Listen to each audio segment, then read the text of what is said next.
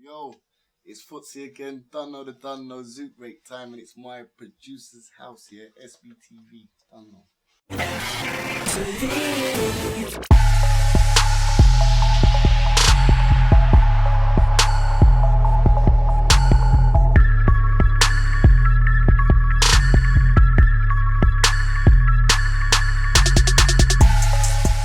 Yeah, I'm a producer. I build beats. I've been building beats for time, man. I build beats that those people who don't think I produce, I've built a beat that they definitely know. So it's one of them ones. Been building beats for time before it was called Grime. What it is with me, I don't know, the top guys in the game, they know, innit? That's what it is with me, but spitting come first, man. I started, like my dad had got a sound system in it, so reggae, roots, bashment, all that, that's the first. That's what I heard and listened to more than anything. So I was spitting to like bashment, reggae, roots, whatever. That's what I was doing first. My name was Danny Culture, wavy. So yeah, man, that's what I started off doing. My dad took me studio all the time, so he built and played the drums. So from you, I've been on tour with my dad, standing at the side of the stage whilst he's banging drums and that. I've seen all that, so I was into it before I had a choice, really. But it was in me as well, so yeah, man. When I first started building, I used Dada's studio, the guy who I work with, whose studio this is as well, do you know what I mean? So then he was like the go-between guy. You tell him what you want. I want the bass like this, Dada, and then he'd do the thing, and then we'd battle. And then one day I just said, Dad, I feel like I can do this, you know, on my own thing. And he made me a computer. Dad is a guy. He's so I said, I'm gonna buy a computer. And he said, nah, go and buy the bits. I'll make you one. So then he made me a sick computer. From there, pots and pans, obviously. If anyone ever told you they started building like a G, they lied. I was pots and panning it for at least 2 years before I built a good, like a tune that the whole room was listening to, because my yard would be packed full of people, whatever's going down. And then, but there was a whole time where it was just me. I was just interested in this, and obviously the sound wasn't the thing. So the man them are still about, everyone's still about whatever's going on, but no one was like, this is a tune. That didn't come for like 2 years, definitely. When I started, because I didn't know what I was doing. So once I got to it, then 2 years later, man's like, oh, I thought this shit was alright. And then it was on from there. Braindead come not long after that, 2 years. After the 2 years started, because again, I knew Tubby, so the Braindead thing was coming, but like it was in the making them times, you know what I mean? So I built a few tunes. I used to just cut them on dub plates. I was in a crew called Bass Inject. From those Bass Inject days, Tempo and Tubby used to go back to back. That we used to just link up, because we was on a jungle station called Future.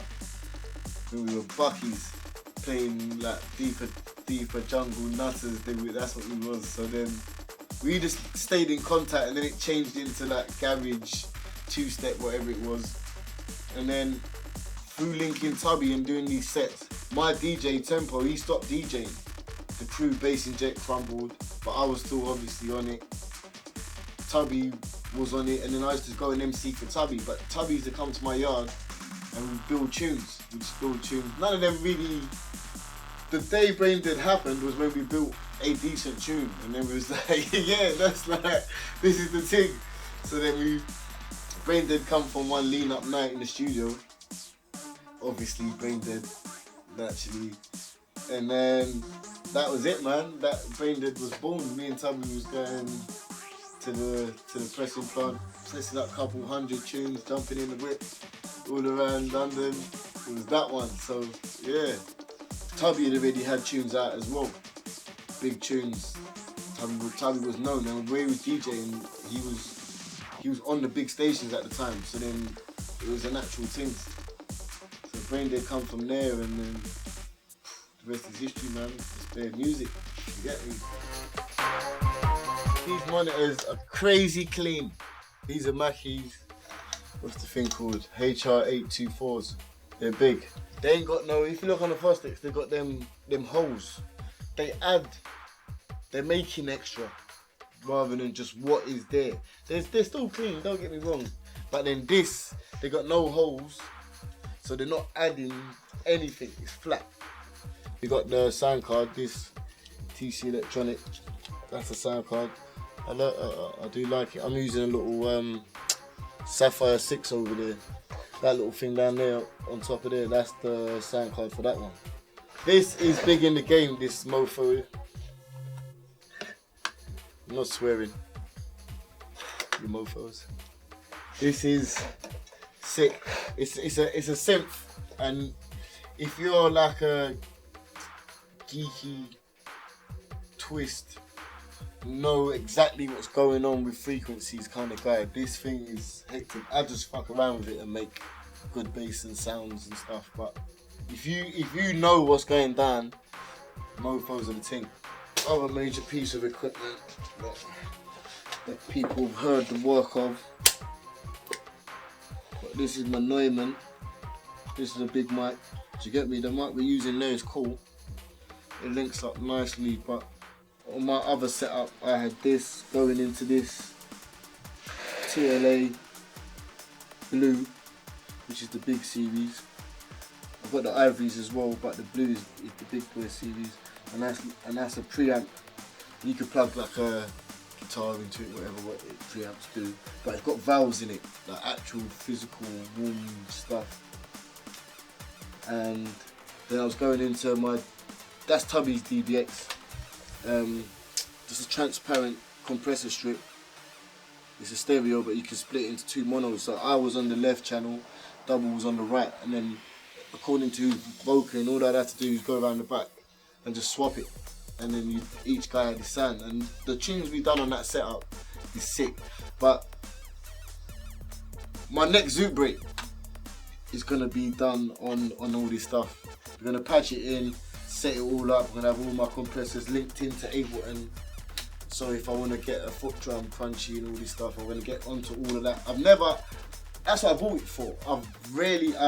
I use the TLA, I've barely used my ivories, but in a minute, because Dada is that G tech guy, he's like, look, Footsie, we're gonna patch these in, like make everything sound crystal. So yeah, in a minute, the mic's gonna sound insane.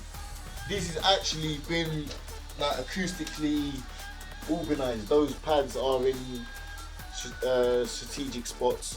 We've got the bass traps, got all the phones, the deadened spots on the windows, because windows are a sore spot in studios because they reflect sound horribly. So you have to dead them off, some sponge. Z.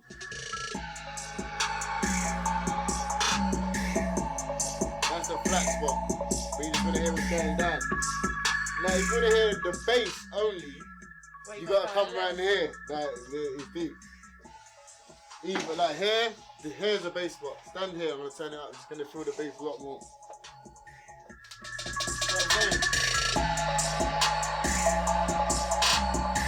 Now, if you walk over there, whilst the music's on, you're gonna hear it change. See, now you're out of field there. You don't hear much there.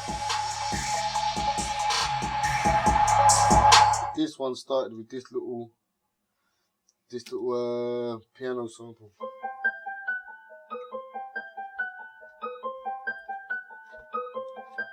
Then I just built it up with a couple other little loopy bits.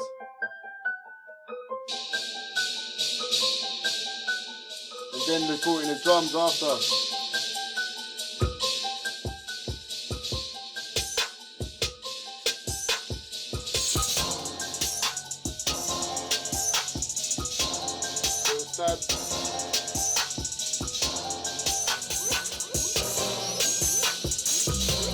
Then the bass.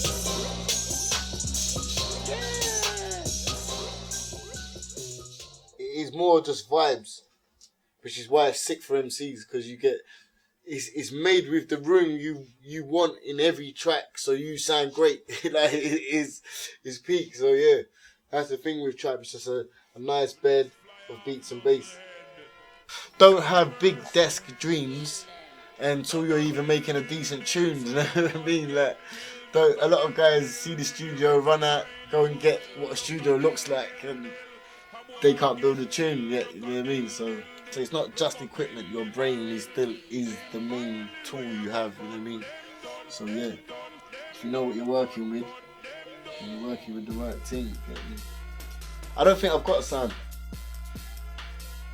I've got a core, I think, and like my core is drums and bass. And from there I can go anywhere in any sort of thing, but in any tune I build, my drums and bass will always be forefront, like top. I'd love a day in the studio with Dr. Dre. It's on a normal one, and Quincy Jones. Them two dons there. They've made some of them timeless pieces that are beyond. It's like, whoa, I don't know where you was, how you did that. But a lot of things man didn't build themselves. Teams of people do stuff and make things massive. So this is the other side of music.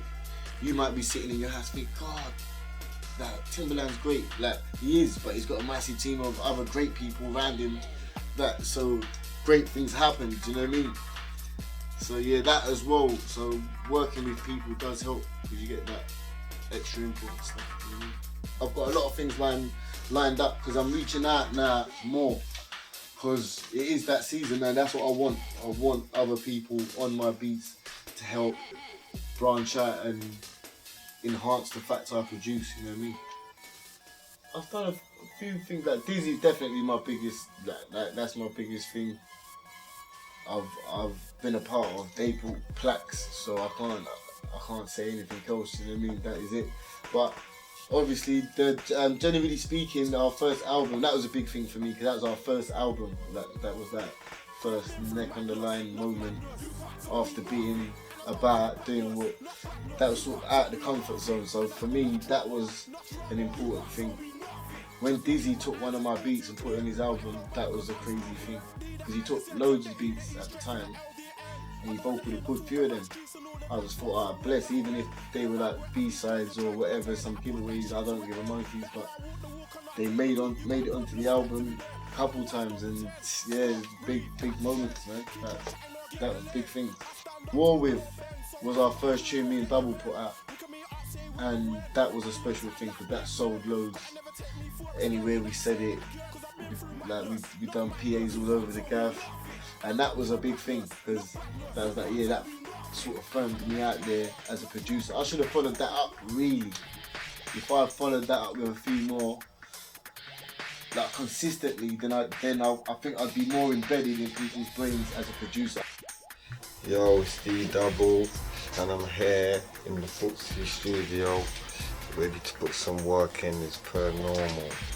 Footsie's beats, his beats have always been in between grime and dubstep, and now it's a different sound, but it's still in a nice merge. And now he's adding a lot more stuff to it, like the hip hop twang and stuff like that. So it's just, yeah man, it's always been Deeps from day. The best producer I know really in this grime tech. Yeah, this beat here that I'm gonna voice is called Trapped. It's like a hip hoppy sort of grime beat. And when I heard it, I was like, yeah, I got a little vibe, you get me? So I must have just said to him, yeah, I need that one. He's like, yeah, that's you. So we're just gonna revoice it today. I'm gonna do my part. Check one. Yo, it's D Double. Yo, I'm gonna knock on the door. When I knock on the door, you better open the door, cause if you don't open the door, you're gonna wish that you open the door. So if you still wanna have a front door, you better open the door before I count 4. Or that door's gonna get kicked in. Or that door's gonna get kicked in. Just know I'm pulling up tinted. Kick off the door for the inches. Anybody moves, anybody flinches. Could have been a bad man, could have been a whiz kid. You know the dealio, you know the business. Let's get to business. Don't tell me that's none of my business. I can make your business my business. We could have linked and done some business, but he told me to mind my own business. I'll never forget that I know I'm a witness. You took the piss that day, never knew you was taking a risk that day. Don't worry about gym, don't worry about fitness. Soon as I find out where his bits is, just know I'm gonna knock on the door. When I knock on the door, you better open the door, cause if you don't open the door, you're gonna wish that you open the door. So if you still wanna have a front door, you better open the door before I count 4. Or that door's gonna get kicked in. Or that door's gonna get kicked in. Now I'm just gonna EQ that. Just make it sound a bit fatter and closer to where we want to be. For vocals, a big tip Dado schooled me on was the 5K is always a good thing to boost on vocals. Always gives the vocal a little bit more punch.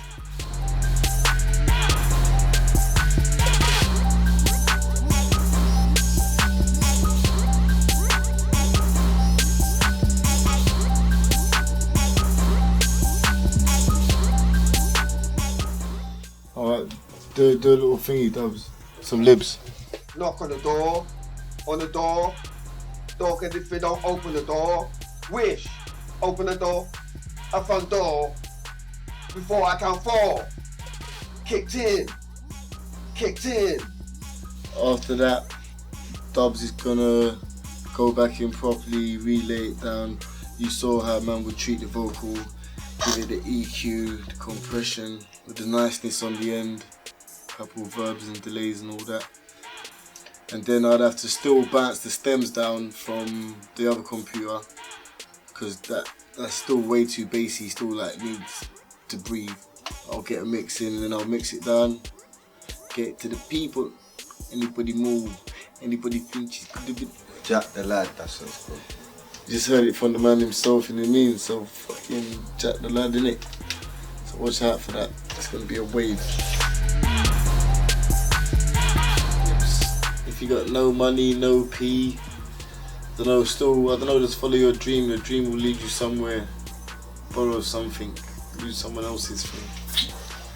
That's what I did till I could afford a computer. Shout out Dada, don't know. So yeah, I'm still using this computer now. I mean, find someone with your that shares that common goal, that music, love, that bug, and use their stuff. It's Footsie, and it's been my producer's house.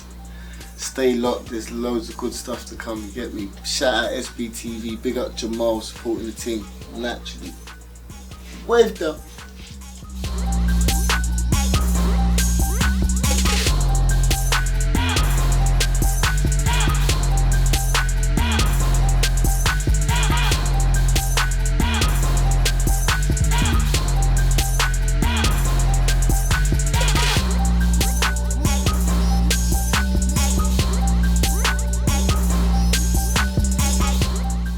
Right now, I just found out you guys getting about 6 million hits a month. Fuck you, Jamal Edwards. I'm famous. I don't get nothing close to that. You can kiss the back of my balls. That's right. I said it.